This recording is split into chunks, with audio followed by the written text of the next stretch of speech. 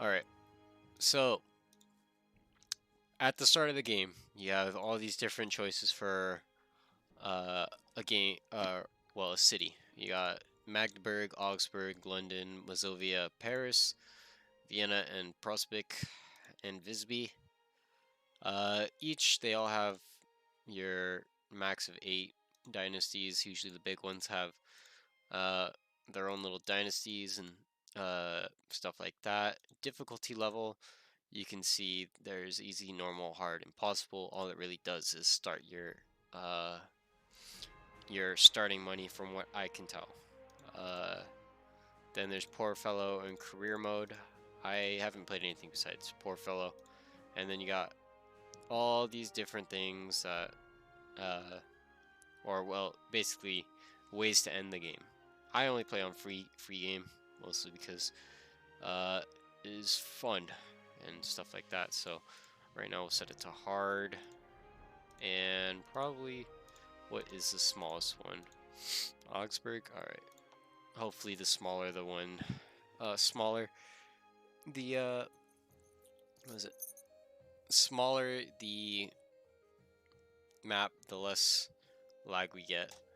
You got your 3 voices. I've got bruises everywhere from this. Yeah. They all sound the same to me.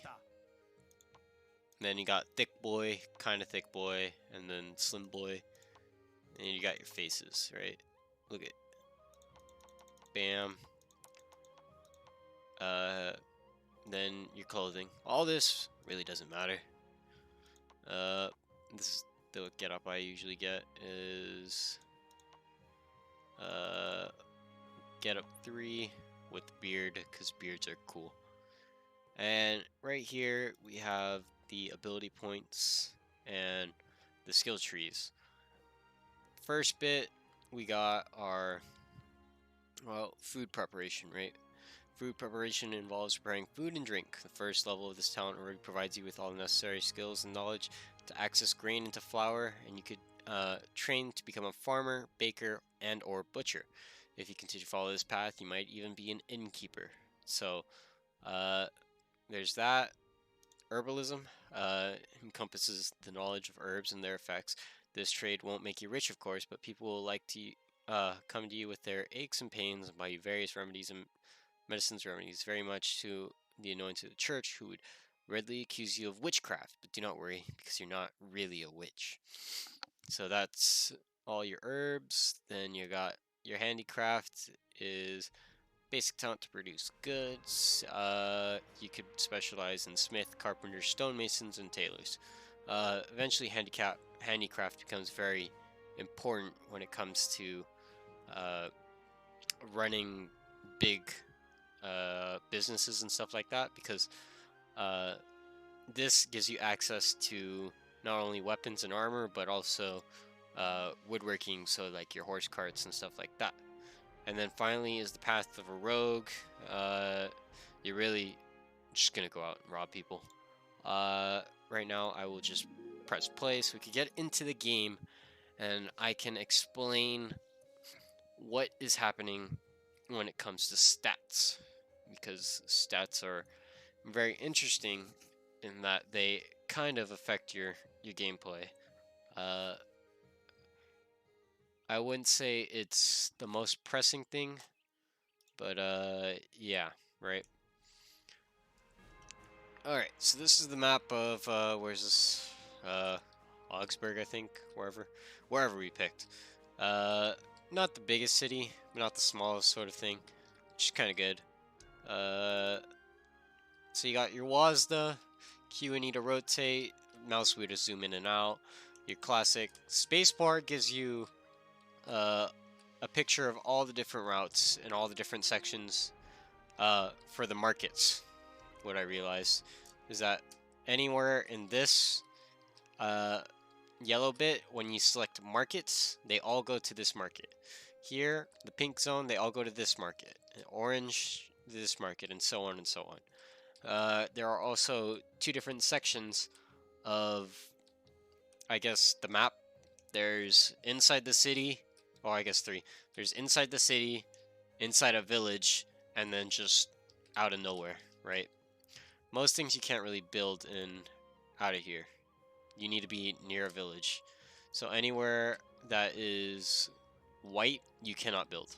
So like in this case, it'd be over here, over here. But anywhere that's colored is where you could build. Uh, let's see. When you first start, you're given all these different things and all the stuff like that. You're given cloth and different forms of flour. What I did when I first played this, I made the mistake of that's a bit loud. If you go into your thing, you can make these different bouquets and stuff like that, and then you realize when you look at it, this doesn't really cost much to make.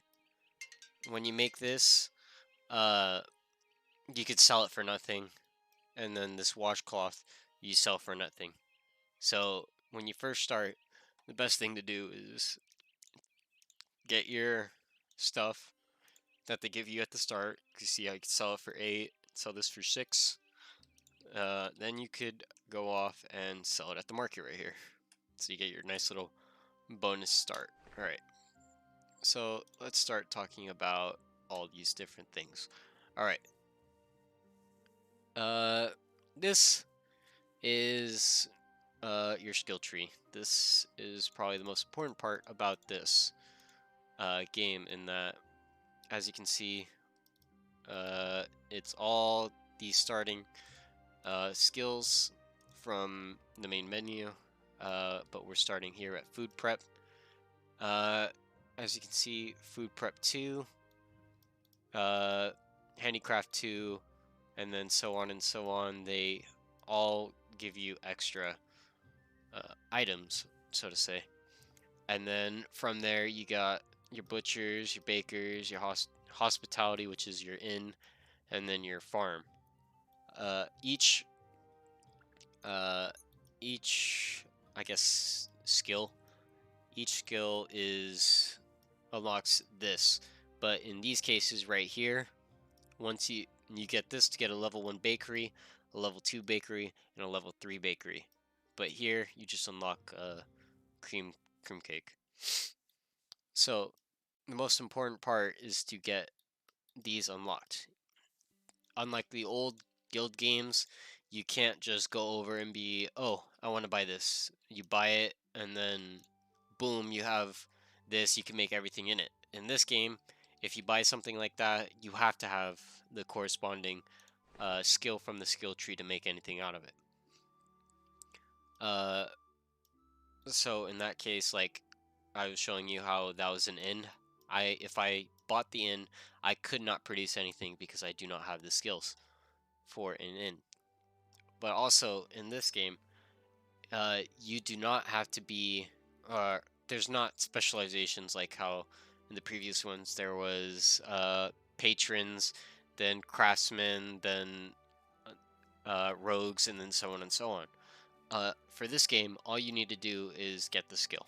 So that's a matter of gaining experience and buying the skill points.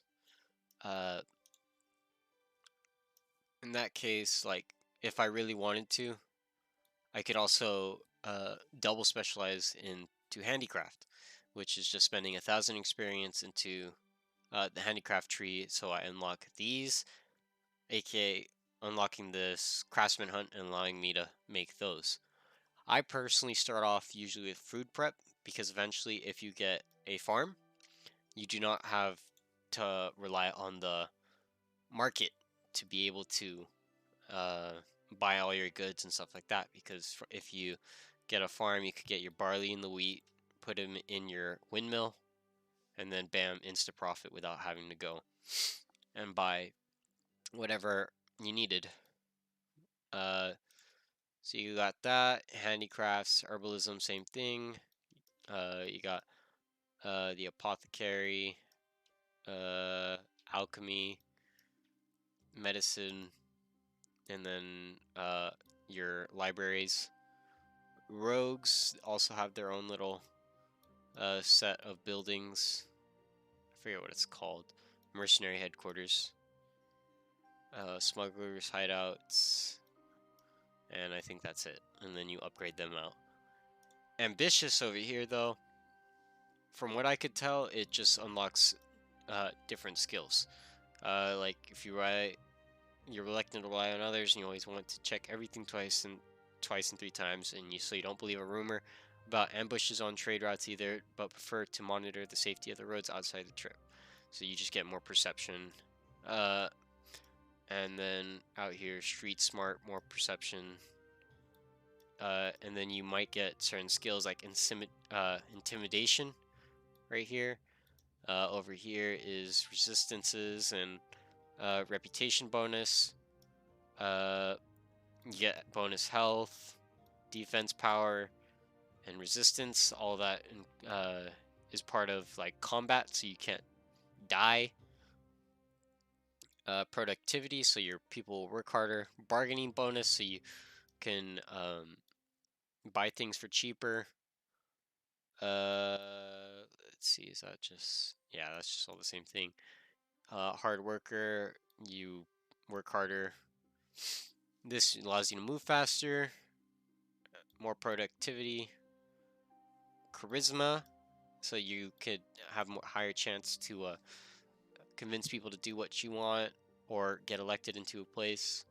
Here is reputation bonuses, make your workers work harder, and then more charisma. So that is basically your skill trees. Yeah.